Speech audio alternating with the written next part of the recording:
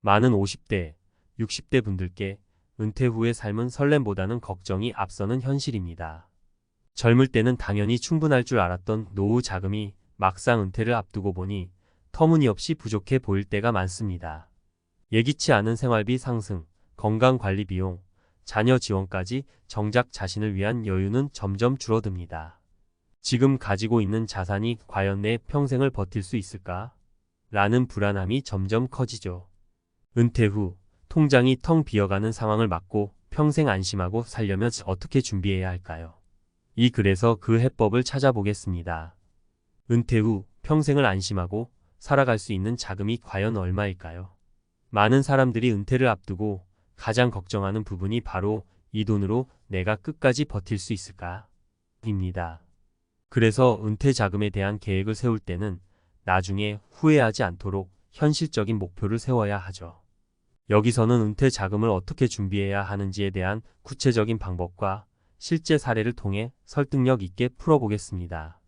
1. 은퇴 후 안정된 생활을 위한 자금의 기본 원칙. 우선 은퇴 후에도 평생 안정적으로 살려면 어느 정도 자금이 필요할지 먼저 생각해 봐야겠죠. 전문가들은 일반적으로 은퇴 후 매월 필요한 생활비를 계산하고 이에 맞춰 평생 사용할 자금을 목표로 하는 것이 좋다고 조언합니다. 보통 생활비의 25배에서 30배 정도를 준비하는 것이 안전하다고 알려져 있습니다. 이는 4% 법칙에 기반한 접근법인데요. 매년 자산의 4%를 인출해 사용하더라도 자산이 고갈되지 않도록 하는 전략입니다. 2. 사례로 보는 안정된 은퇴 생활을 위한 준비 과정.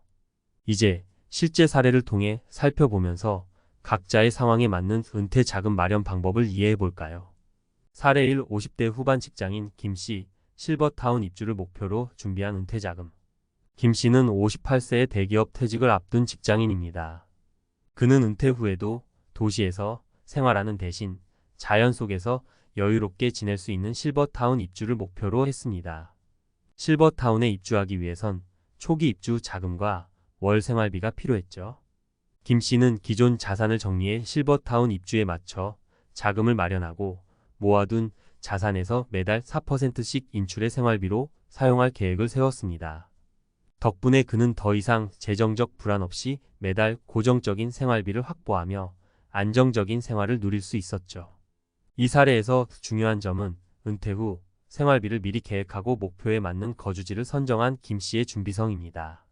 사례 2. 60대 자영업자 최씨, 상가 수익으로 평생 연금 마련.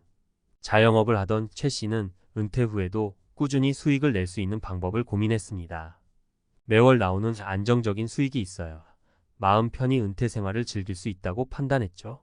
그래서 최씨는 은퇴 후 사용할 자금 일부로 상가를 구입해 매달 임대 수익을 얻는 구조를 만들었습니다. 월세 수익으로 생활비를 충당할 수 있게 된 덕분에 최씨는 원금이 고갈될 걱정 없이 오랜 기간 동안 안정된 은퇴 생활을 이어가고 있습니다.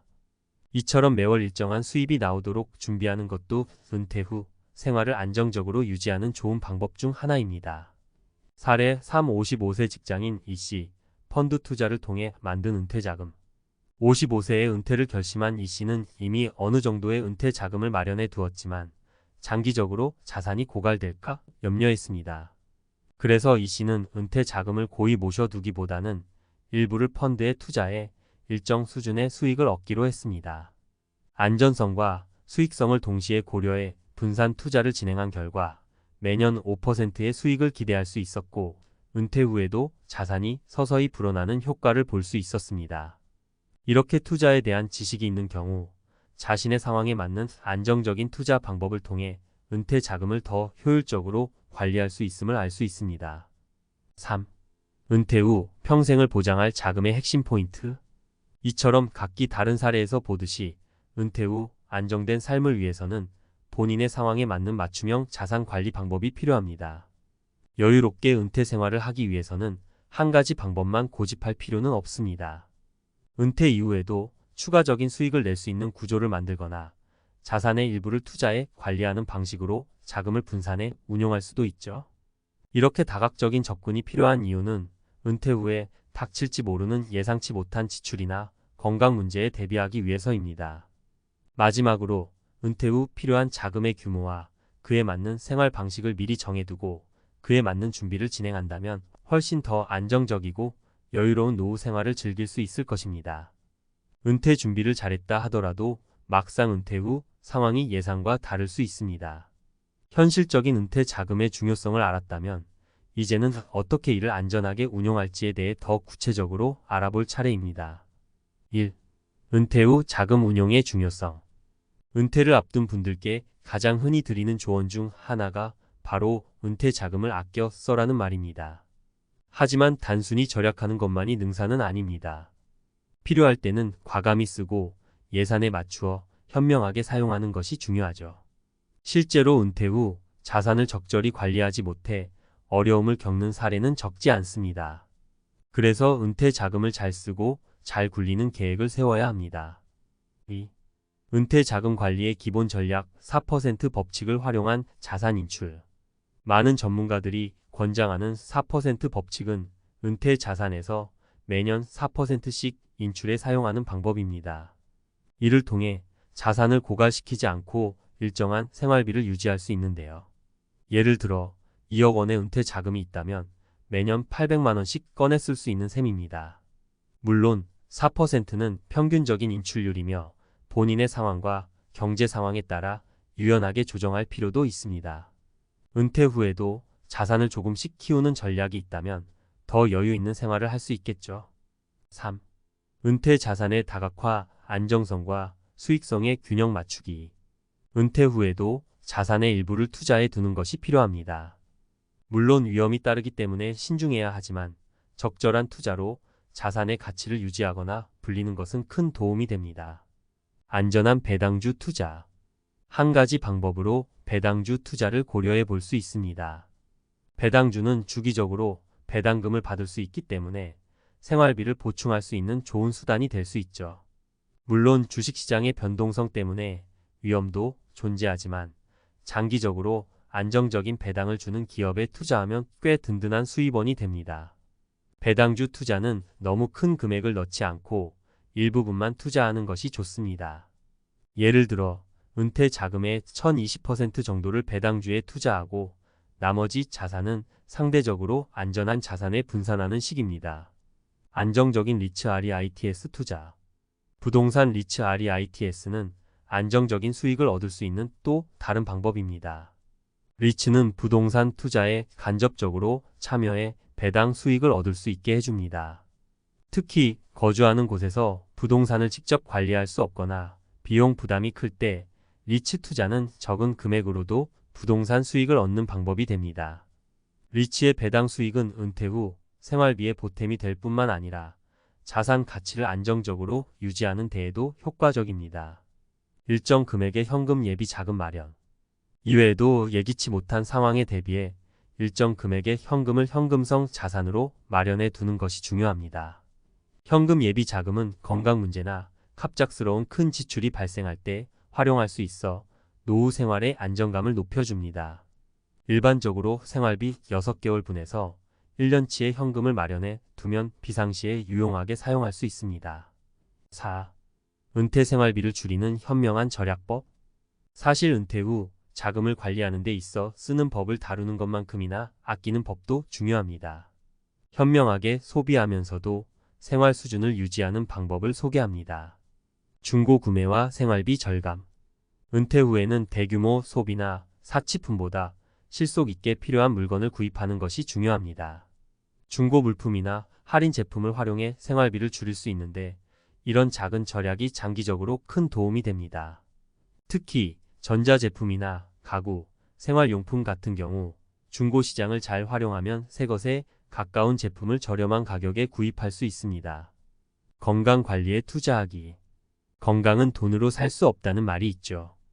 은퇴 후에도 정기적으로 건강검진을 받고 꾸준히 운동과 건강관리를 하는 것이 장기적으로는 비용을 절감하는 방법이 될 수 있습니다. 젊을 때부터 건강관리를 잘 해온 사람은 은퇴 후에도 의료비 부담이 적어 여유 있는 생활을 할 가능성이 높습니다. 예를 들어 매달 10만 원 정도를 운동이나 건강 보충에 투자해 건강 상태를 유지한다면 은퇴 후에도 의료비 부담을 크게 줄일 수 있습니다. 소형 주택으로의 다운사이징. 은퇴 후에는 주거 환경을 더 작은 곳으로 옮기면서 주거비를 절감하는 것도 좋은 방법입니다. 주택을 소형화하면 관리비와 유지비용이 줄어드는 것은 물론 집을 줄이고 남은 자산을 생활비로 사용할 수 있어 경제적인 여유를 확보할 수 있습니다. 많은 은퇴자들이 은퇴 후 소형 주택이나 아파트로 이사의 비용 절감을 실천하고 있습니다. 5. 은퇴 후에도 꾸준히 일하며 자산 고갈 방지하기. 마지막으로 은퇴 후에도 할 수 있는 일거리를 찾아보는 것이 큰 도움이 될 수 있습니다.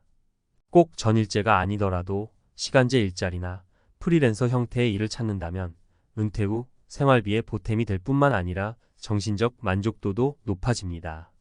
파트타임 근무. 파트타임이나 시간제 근무는 은퇴자들에게 경제적인 여유를 제공하면서도 너무 큰 부담 없이 일할 수 있는 좋은 방법입니다.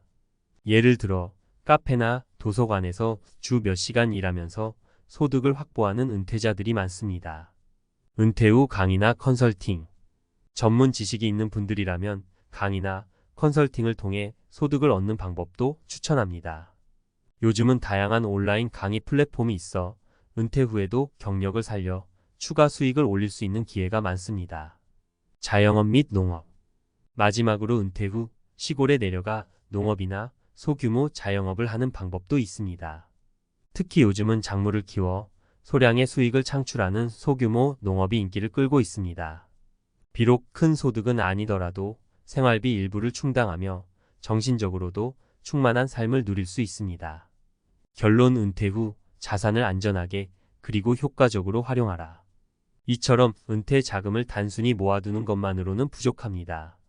이를 적절히 굴리고 아끼고 필요할 때는 쓰는 균형 잡힌 계획이 있어야만 안정된 노후를 즐길 수 있죠. 그리고 무엇보다 은퇴 후에도 적극적으로 자신의 삶을 유지해 나가는 태도가 중요합니다. 노후에도 돈은 무조건 필요하다는 사실은 누구나 알고 있지만 그 돈을 어떻게 관리하느냐에 따라 삶의 질이 달라질 수 있습니다. 은퇴 자금을 위한 현실적 계획과 효과적인 운용 전략을 세운다면 은퇴 후에도 여유롭고 평화로운 삶을 유지할 수 있습니다.